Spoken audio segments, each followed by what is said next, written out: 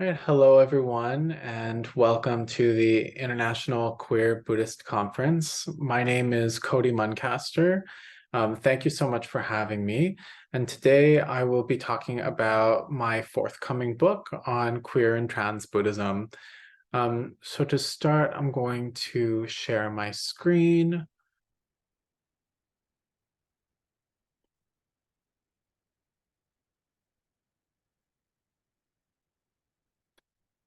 All right, so we'll get started. So the book is provisionally titled Queer Engaged Buddhism, Transforming Buddhist Studies. This title could change.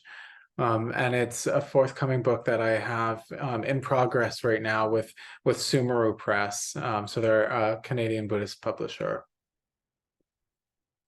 So I thought I'd begin by introducing myself a little bit so that you get a sense of why me, what do I bring to this and this book. So I hold a master's in Buddhist studies from the University of South Wales, and I am a PhD candidate in gender and sexuality studies at Western University in Canada as well. Currently, I'm an instructor in the Buddhism, Psychology, and Mental Health program at the University of Toronto.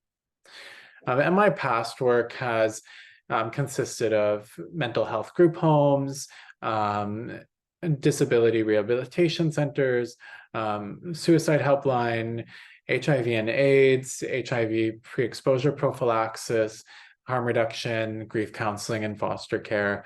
And I'm also a Buddhist grief counselor at the Toronto Center for Applied Buddhism as well. So currently, I primarily practice at a Zen Buddhist temple, though my practice is not highly sectarian by any means, and I'm also highly influenced by a variety of different traditions.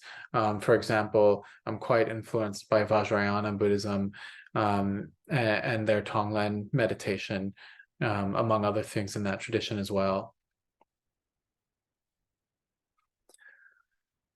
So with this book, I'll give you a sense of what I'm trying to accomplish with this. So engaged Buddhism has rarely discussed queerness and has barely addressed transness. And there's not a lot of writing on queerness and transness in Buddhism in general, let alone in an engaged Buddhist context. There are some works.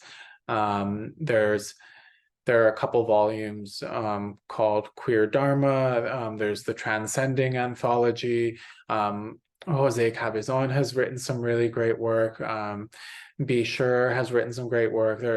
And a lot of other people who contribute to the IQBC have written some great work, but there's still a lot of work to be done, especially within that subset of engaged Buddhism specifically. So what I've done is I'm drawing together queer theory from my gender and sexuality studies background and sort of seeing what the relationship to queer theory might be to Buddhist studies. And I'm examining queerness in Buddhism in a variety of traditions. And there's a strong focus on trans studies within this book. It's not solely on trans studies, but that is one of the stronger focuses in the book because of the lack of work on transness and on non-binary communities in works on Buddhism. So I'm seeing what these two fields can contribute to one another. It builds on my master's thesis in Buddhist studies and also my past published work. So I published a chapter in the anthology Beyond Worship. So that chapter will be revised and updated for this book as well. And it also builds on previous presentations I've given to the IQBC. So if you look up those presentations on YouTube, that'll give you kind of a flavor of what I'm trying to do with this book. And it's not a queering of Buddhism, but rather an examination of queerness within Buddhism, as well as the erasure of queerness or the attempted erasure. So while it does come from my master's thesis, or is rather a much more expanded version of that.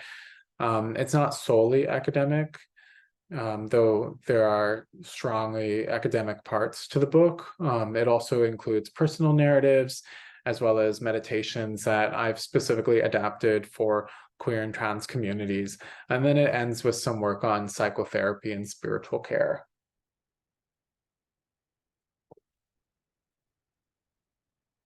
So what I've done with this presentation is I'm just going to give you sort of a breakdown as to what the chapters are tentatively planned to be. And again, this could change because the book is not finished yet. And we are hoping to launch it at some point in 2024. But this is sort of the current plan. So chapter 1 is towards a queer Buddhist hermeneutics, reparative readings of queer and trans Buddhist histories. And so this is the chapter that's revised and updated from its original appearance in Beyond Worship. And we'll discuss the current landscape of existing work on gay people and trans people in Buddhist hermeneutics and in liturgical linguistics. So I discuss how queerness in Buddhism is an evolving debate that ranges from claims of neutrality to explicit support to homophobia.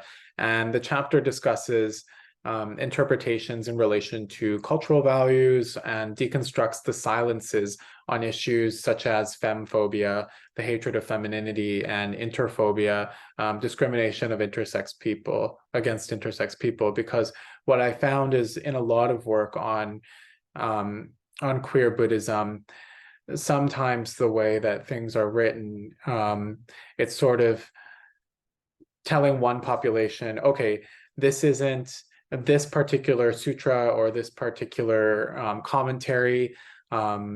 It's not about gay people, don't worry. It's about feminine gay people and it's about intersex people. So it's almost assuring one population that they're not the subject of a problematic text. But what about the populations that are? And those interpretations may be a little bit narrow as well. So what about the feminine queer people who may be quite explicitly on the receiving end of some problematic narratives? And what about the intersex people and the interphobia that we see in some areas of Buddhism?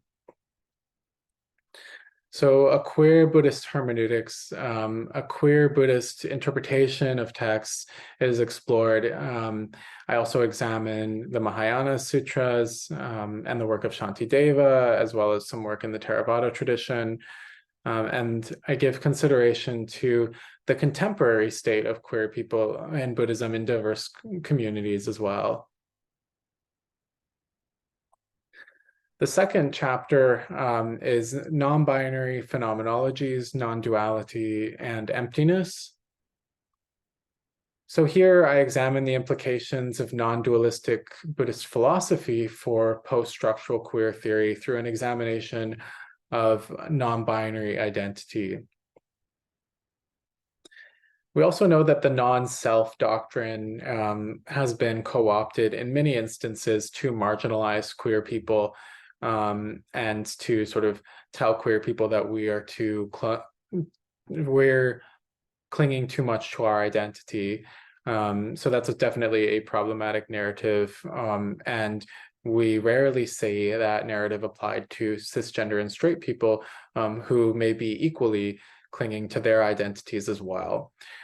I consider the non-self doctrine in relation to queer theory.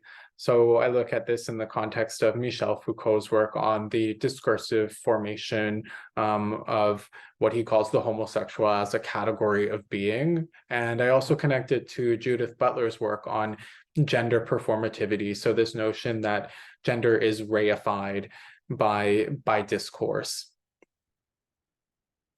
The chapter will discuss how non-binary identities can be seen as an extension of the Buddhist concept of non-dualism. And the chapter will argue that whereas Buddhist scholars such as Shantideva apply non-dualistic philosophy to argue that there's no separation between self and other, non-binary identity can be seen to extend this to argue that the separations between male, female, masculine, and feminine are socially, culturally, politically constructed, or in Buddhist terms, empty of inherent existence. I will also explore the use of Yidam meditation and yogic practices in the Vajrayana tradition, and some practices that in which a practitioner mentally embodies another gender. So in some of these meditations, they're imagining themselves as the neighboring gender, or imagining themselves as a bodhisattva or a deity that is of a different gender, or of a deity that is genderless, and what the implications of this are for queer people.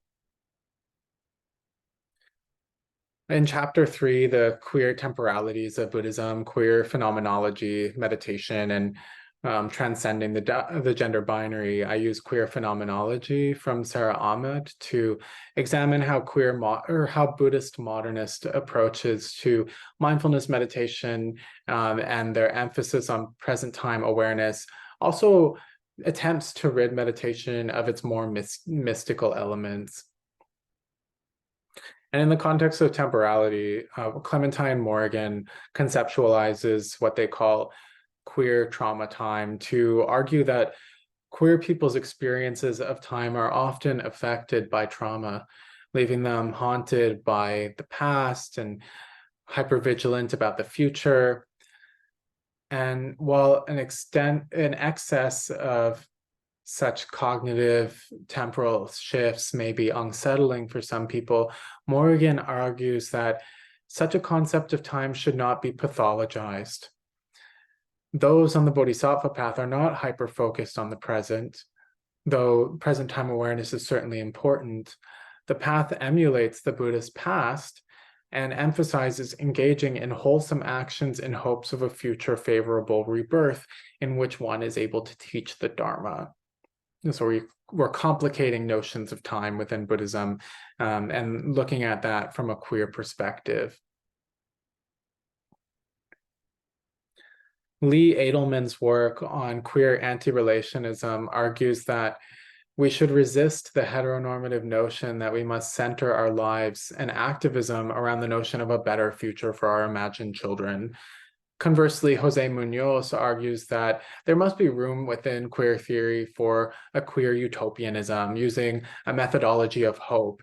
And Eve Kosofsky-Sedgwick, whose work has had a strong influence on this book, discusses the paranoid approach to queer theory, meaning the excessive use of scholarly critique, and argues for a reparative approach in addition to paranoid reading. And this is an approach that allows for positive possibilities and is steeped in an affect of hope. So I'll use Sedgwick's reparative reading to argue that we do see a lot of sexism within Buddhist notions that women must become male in order to achieve higher spiritual states. These sexist notions are incredibly problematic, and at the same time, it's interesting to see how these simultaneously can be read as affirming trans possibilities. So the critique of paranoid reading in this context is not to see those who point out such sexism as literally paranoid, but rather they are right. There is absolutely sexism in these narratives, and these narratives are definitely problematic. And the reparative approach acknowledges the sexism and also looks at the trans-affirming nature. And it's unfortunate that this is where we have to find some of these trans-affirming narratives. And also notable in terms of trans existence. And so these two narratives are coexisting, is what we're arguing here. And I will apply queer utopianism to the soteriological bodhisattva goal, not to argue that bodhisattvas are in search of some imagined utopia, but rather to suggest that an affect of hope undergirds the bodhisattva path.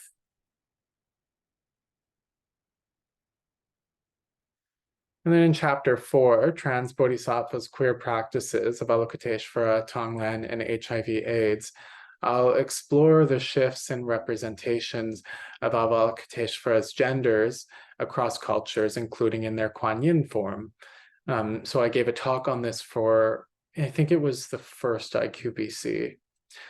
Catherine Bailey explains that the erroneous assertions that Kuan Yin was depicted as female due to the associations of compassion with the feminine are complicated by the fact that compassion has historically been seen as a masculinized quality in China. And she asserts that Avalokiteshvara is still sometimes depicted as male and as androgynous, and thus it is not accurate to claim that Avalokiteshvara, the Bodhisattva of compassion, used to be male and is now female. So I'll put this in conversation with Jose Munoz's work on the challenges in archiving queerness due to its ephemerality. So I'll put this in conversation with Bailey's to argue that while it may appear anachronistic to use contemporary labels for the Bodhisattva of compassion, such labels can clarify Buddhism's relationship with queerness and gender fluidity. I'll then discuss Tonglen as a corporeal and affective practice that is inherently queer, or you can read that as counterintuitive. And I'll explore the connections between Tonglen and Avalokiteshvara in Buddhist literature, along with the usage of Tonglen during the height of the AIDS pandemic. So chapter 5 is Precarious Love on Interconnectedness for a Queered and Transformed Engaged Buddhism. So I'll discuss connections between the work of Shantideva and Judith Butler. And this chapter is grounded in Garfield's assertion that Shantideva's work can be understood as a moral phenomenology, and extends his argument to consider its implications for queer theory.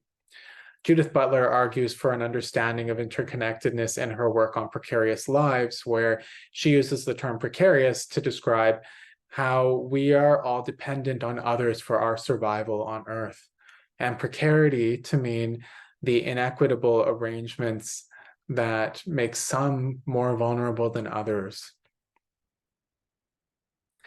I also connect work in socially engaged Buddhism to queer work, such as Dean Spade's concept of trickle-up social justice praxis. So this concept emphasizes that if we address the needs of multiply marginalized communities first, then the benefits of addressing our most vulnerable populations will also trickle up to other oppressed populations that may be less vulnerable, and to the privileged as well. So really what Dean Spade is emphasizing is looking where the need is the strongest, looking where looking at how we can work with communities that need the most amount of help and prioritizing them first. So this chapter, in the slides, it says this concluding chapter, but there's actually another chapter after this. This chapter will discuss Buddhist notions of solidarity and suffering, and argue that queer and trans resistance should be more explicitly included in engaged Buddhism. I'll then return to the concept of Tonglen and explore it in the context of Butler's arguments regarding precarity.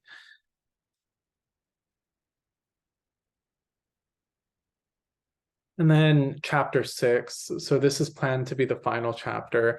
This is on Buddhist psychotherapy and spiritual care for queer and trans communities. So while the other chapters have more explanation in this presentation, that's because more work has been done on them currently. But chapter 6, that one I'm still working on.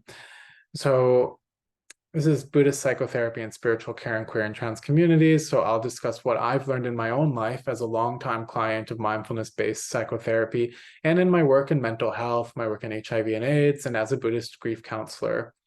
So it'll talk about working with queer and trans communities from a Buddhist lens. And this is meant to be both for queer and trans Buddhists themselves as well as therapists.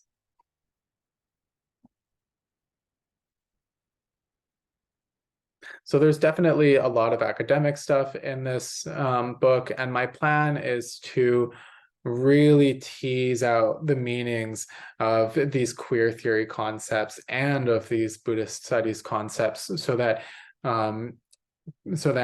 as many people as possible can understand, because it's quite often, especially in queer theory, things are written to be highly inaccessible. So we're going to really try to break down some of these concepts so that they can benefit as many people as possible.